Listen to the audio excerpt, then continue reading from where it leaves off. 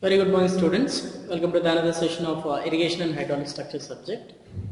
In the previous lecture, we have discussed about what are the different types of spillways and what are the different prominent features of the spillways. We have discussed. So in those, we have seen Oogie spillway is one of the important type of spillway, and how to design the Oogie profile also we have discussed, and the remaining types of spillways also discussed, and how they will serve for different purposes, and depending on their key features we have seen the classification of spillways. Now in this current lecture we are going to discuss about one more type of spillways, so that is controlled as well as uncontrolled spillways. So this classification is based on whether the spillways, whatever the different types of spillways are there, so whether they are gated or ungated. Means whenever the water is flowing over the spillway, whether the flowing water is controlled and released, or else without any control directly they are released towards the downstream. So depending on this point only this classification is made. Suppose for example, if spillways are controlled spillways, so that means above the crest level there are provision of gates. So because of the provision of gates we can control the water flow over the spillway, and also we can increase the water level in the reservoir. So if the gates are not available over the spillway, then what happens? The water level should be equal or just below the crest. Okay, so if the gates are provided on top of the crest, so there may be increase in the additional water levels above the reservoir level. So that is one of the advantage, and also we can control, and as and when required, when the flood levels increases, so then we can release the gates and we can pass the water over the spillway. So that is about the controlled spillway, where gates are there and we can control the flow over the spillway. So in the second case, the spillways are ungated, means on top of the spillway there is no gates available to control the water. Okay, so that particular type is called as uncontrolled spillways. So water is not controlled over the spillway. So as ever the flood level increases, the water is continuously flowing over the spillway. So that is the difference between controlled spillways as well as uncontrolled spillways. So the only difference is provision of gates is there in the controlled spillway, and no gates are provided in uncontrolled spillways. Okay, so here a symbolic picture is also given here. You can see the picture. So in this picture, so here you can see the gates are provided here. So these are the gates. So whenever flood levels increases, so the gates are raised and the water will be flowing over the spillway like this. Okay. Similarly, here you can see here it is a weir type. So water is continuously flowing whenever there is a increase in the flow levels, flood levels. Okay. So this water is continuously flowing. Okay, so that is the difference between controlled spillway as well as uncontrolled spillway. So pictorial representation also you can see. Okay. So apart from the classification, we have seen, including this, we have seen three different types of classifications. One is based on the utility, main spillway as well as secondary or emergency spillway. So based on their prominent features, we have seen so many different types like chute spillway and Oogie spillway, vertical free fall spillway, side channel spillway, and other types we have seen. So they are based on prominent features. So this is also one more classification depending on the provision of gates, whether the gates are provided or not. Based on that, controlled as well as uncontrolled types of spillways. So let us see what is the different types of gates available in case of controlled spillways. Okay, so these are the different types of spillways, okay, where these type of gates can be arranged over different types of spillways. So the first one is flashboard, stop logs and needles. Second one is radial gates, drum gates as well as vertical lift gates, bear trap gates, and the final one is rolling gates. So these are the 6 different types of gates are available for a controlled spillways. Okay, let us have a look at them individually. Okay, so the first one is flashboards, stop locks as well as needles. So how these three will work? Flashboards are those, they are temporary type of spillway gates. Means whenever used only for small spillways with lesser importance. So small spillway is there and which is of negligible importance. So for such type, these temporary flashboard gates are arranged. Okay. Whereas if you see stop locks, they consist of horizontal timber planks spanning across the piers having grooves. Okay. Coming to third one, needles. So they consist of wooden planks which are kept in the inclination position to stop the water at the upstream side, with lower ends resting in the keyway on the spillway crest and upper ends at the top of the bridge. So pictorially let us have a look at them. So these are the flash boards which are provided at the upstream side over the spillway. Okay, so these flash boards are formed in a frame network and they are placed on top. Okay, so this is a temporary kind of arrangement for lesser importance type of dams. So these flashboards are provided. So it may be provided like this also, strut. It may be placed like a framework, or it may be provided with the help of a strut and by keeping the upstream surface like this. Okay. Now coming to the stop locks. So these are the stop locks, so which are provided like this. So each lock consists of pier, stop lock, pier and stop lock. So in between the piers, these stop locks are provided and continuously they will be stopping the water. So coming to the needles, so these are the needles which are provided like this. Okay, on the top it is connected and the bottom is connected on the crest. So like this we can provide needles, and this is the keyway you can see here. This is the keyway. Okay, so this is the crest point. So these are the different types of gates available on a temporary basis. Okay, so that is about first type. Now coming to the second type, radial gates. So these are the most common types of gates which are seen in the gravity type of dams. So where oogy spillways are there, so there you can see, right, this type of gates. Okay, so here you can see it is also known as a Tainer gate. So it also known as a Tainer gate. It supports the face which is made of steel plates. So here you can see in the picture, this picture is showing that. So this gate is completely a circular, a portion of circular one, which is braced properly. Like, so bracing system is adopted like this properly. Okay, and this vertical plate is connected to the bracing, and this bracing is placed on a pivot which is connected to the piers. So this pier is connected to the pivot.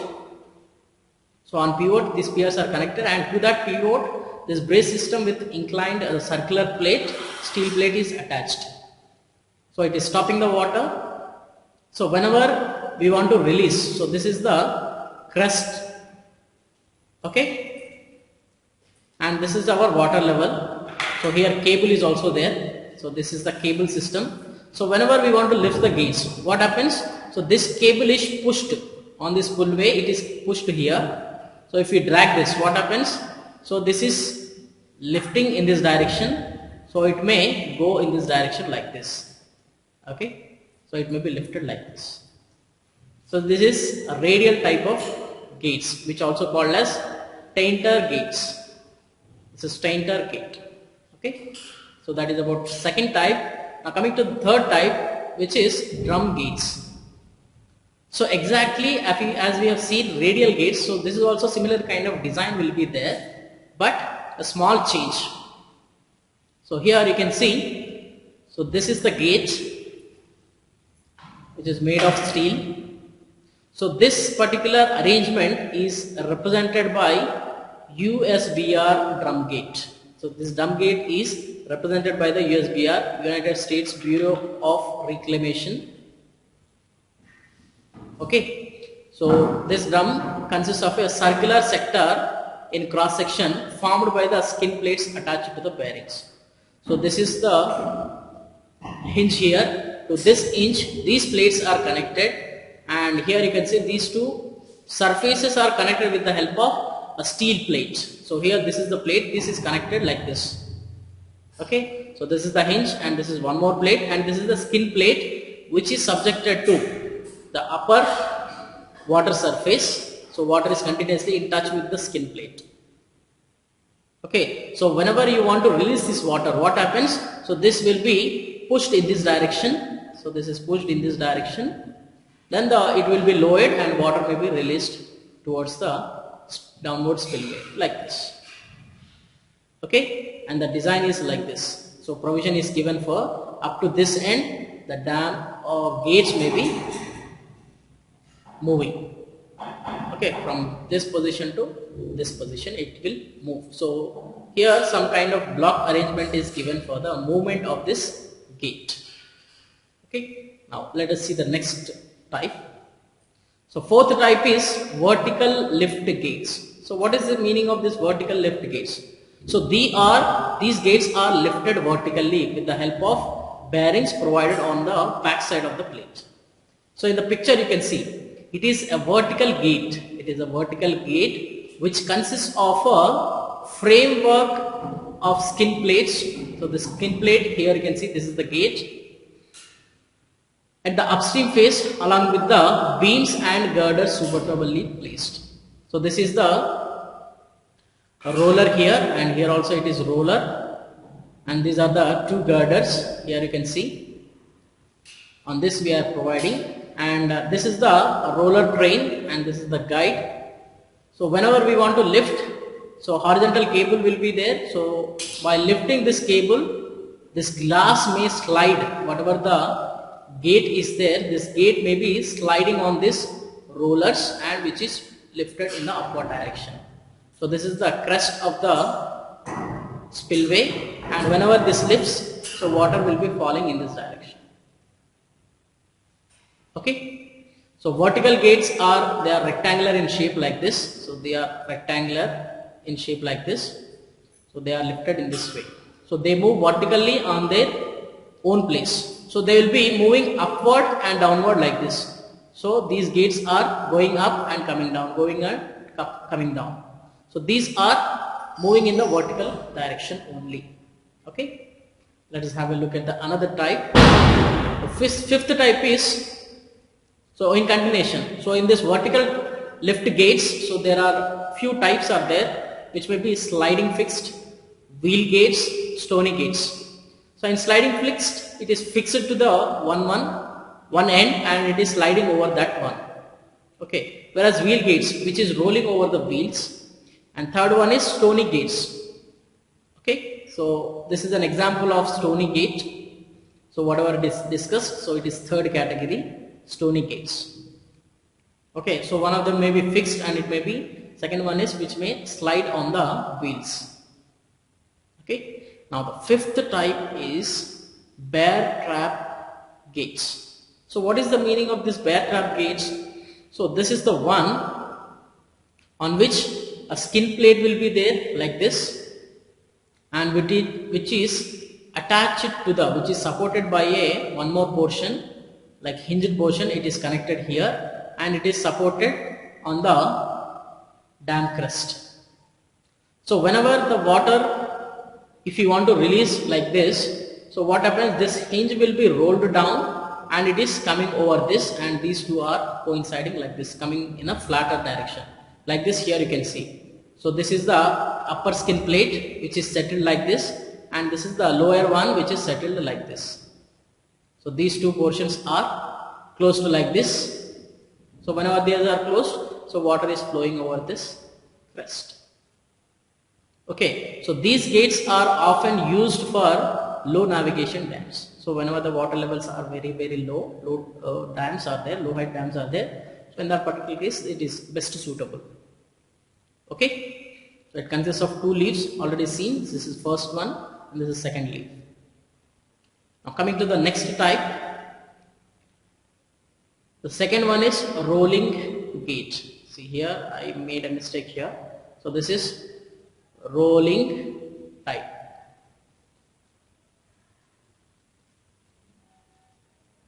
This is rolling type of dam. I forgot to change the name. So this rolling type of the gate consists of steel cylinder as large in diameter as height of opening. So this diameter is large as the height of opening and spanning between the piers. So this is the crest level. Here you can see. So on this crest, the tower is there, pier tower is there. So on this, in the inclined position, a rack is there. The rack consists of the arrangement like this for rolling over the drum. So whatever the drum is there, which may roll. So this drum consists of this crest like this. So whatever the crest here you are seeing, so this is the crest. On top of the crest, this is the plate. So by rolling on this drum, whatever the drum is there, if it is rolling on this, so this may be lifted in this direction. Okay. So whatever the gate is there, so this is the gate. So whenever this drum rolls over this, if it moves along this, so this may be lifted in this direction and the water may be passed from upstream side to downstream side like this. So this can be pulled with respect to this cable. So if the cable is dragged, this is rolling over, the drum is rolling over this platform, inclined rack, and this may be lifted and water may be flowing. So the gates are rolled upon the inclined rack by means of a pulley cable. So this gate is pulled. Okay. So that is about 6 different types of spillway gates we have seen. Now moving on to the next topic, energy dissipators. So what is the meaning of energy dissipators? Why we need to dissipate the energy?